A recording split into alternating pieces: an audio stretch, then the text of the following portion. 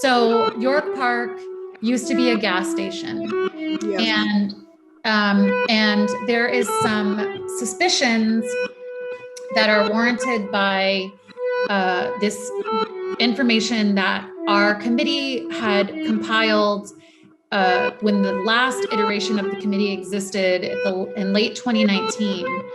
Tons and tons of documents that essentially show that there's a possibility that the cleanup wasn't done properly. And we're meeting today to basically, I think the goal that everybody has is we eventually want to get our public officials to provide proof that the cleanup happened the way that they say it did. Because as I understand it, there's a bunch of holes in the information, and some very intelligent and informed people who have a lot of environmental experience before my time compiled this rich group of documents here.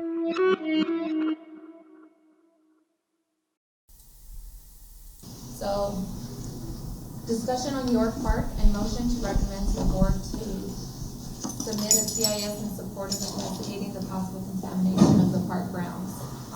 We have Vincent and Mondo here to speak on this and discuss it with us. Do you want to start, Mondo? Yeah, I'll start with that. Okay, so we're here to more or less bring awareness to York Park. So, and let the parents know that go to the park, the history of that lot, because a lot of parents don't know the history of that lot. It used to be a gas station, and it got contaminated, and for like 20 years it was empty.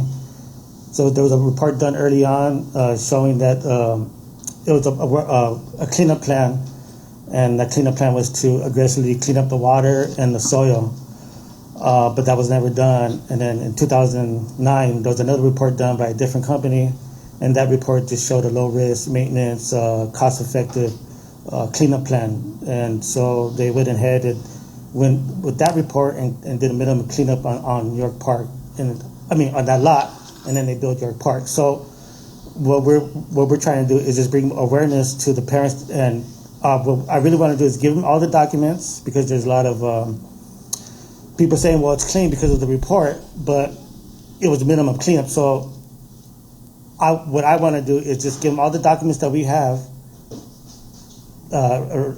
investigate it, talk to professionals, and come up with their own conclusions, because it's their kids that are going to the park, and they could do their due diligence or whatever and make up their own mind.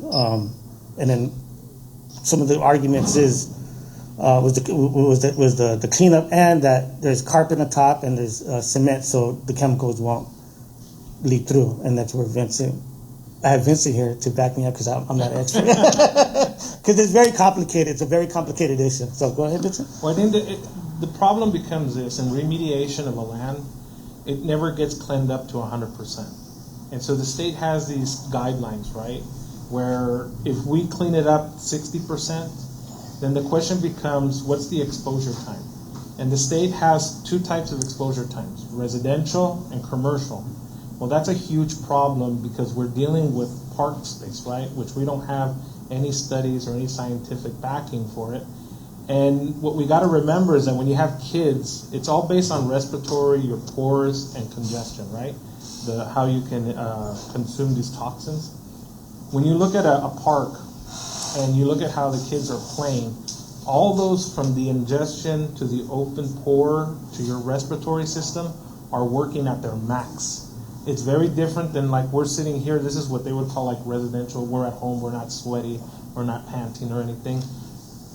Commercial's just a slight bit higher, where you may feel a little tired, but when you're doing activities like outdoor activities, that's a whole different scale. And right now we have nothing, because I'm working on the G2 parcel, and Bureau of Toxins said, yeah, we're just going to Frankenstein something together, and then we're going to give it to the public. But it doesn't mean that they did the study or there's any scientific backup. So we're fighting them at that level. York Park is also probably one of those parks that they just said, look, we're going to remediate it to a point. They never put the exact amount that the park was cleaned up. That's important to understand the guidelines for the state. on the levels of exposure.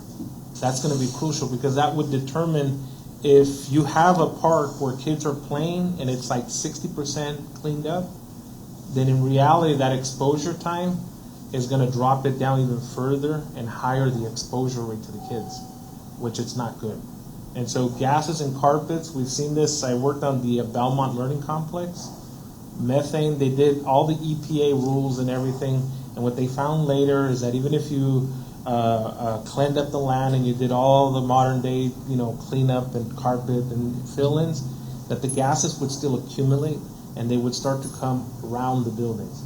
So there was only a way to burn it off. So there's no site on this particular part to burn any gases, but they did find benzene, there was methane there, there were, there's lead, there was mercury. You can go down the list. Everything that you see on Prop 65 was found on most of these properties. So we as a neighborhood council were instrumental in that park. The reason was because that gas station sat there for so long. So I was on land use, and I personally went downtown. I had a file this thick of every fire department, everything you could possibly imagine. I went into that room, they gave me the papers, I could have just walked out. They don't care. And I can imagine most of the papers that I found are gone, because that's how they operate down there. And in the end, this is what happened. It was abated one time. I was there. They dug it all out. It was diesel. The diesel line broke open. It was open for 15 years. Seeping into And guess what? We have an aquifer down there, and it leached into the field all around. It could go so far, depending on the elements of the ground. Mm-hmm. It leached out, so they abated, took all the soil out, brought new soil in, then they put the testing, and they sat the testing there for a year or so. Guess what happened? The test failed again after a year because the diesel from the outside field leached back into the new soil. So they abated it again twice. So the 2 abatements, they took it out. Now after they abated it, they went to the testing. But at that time, the Councilman Huizar, he was instrumental in this. They wrote a grant to the state, and they got the money to make that park and to do the cleanup. Well, they didn't. After that, I didn't see any cleanup. Mm-hmm. What they did was they took the levels as where it was there, and they built the park. So they were legally, like you said, it fluctuates. But now I guarantee you, if you take a core sample down there, it's just as potent as it was when they first did the park. And if you did core samples around the area, that's what they need to do, of those residents and everything. That diesel, 15 years. They dug it up. When they dug it up, the pipes were crumbled. It leached out for that long, and we couldn't believe it. But this is how they operate, and it's a done deal as far as they're concerned. So now it takes community outrage to say, we want to know. And then it went into an aquifer. You don't know if that aquifer was, that's down underneath. Yeah, you don't know what happened down there. It could have cross-contaminated. Just looking at the hydrology of the ground, it would have ended up in Sycamore Park. So you have a huge area and an incline going down. A lot of people would say that in an incline, it would disperse itself going towards the river, but that's not what happens. When it gets saturated, it'll sit in the ground. Benzene never leaves until you clean it, and there's obviously lead in a lot of the gas. So these are 2 chemicals that are needed for methane, and so sometimes you need to do air samples there. You would need to do an extensive study, but you really want to get like the information that he has and put it in a letter and submit it to the city council, but also to state agencies. I handed it over to the grantor of then Huizar's office, and they said, we're going to do the grant. Here's all the information. Write the grant, and they did it. And you know what they did with that. And like I said, if you went back down there, they'll go downtown and they'll just get all that information and shred it.